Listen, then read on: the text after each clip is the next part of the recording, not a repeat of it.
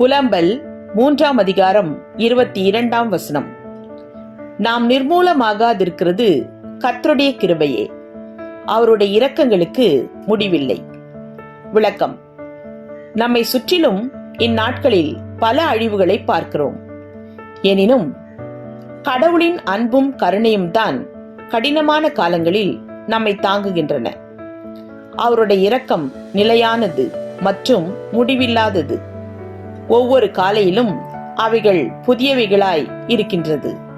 இப்படிப்பட்ட கிருபையும் இரக்கத்தையும் கர்த்தரிடம் கேட்டு பெற்றுக்கொள்வோமாக.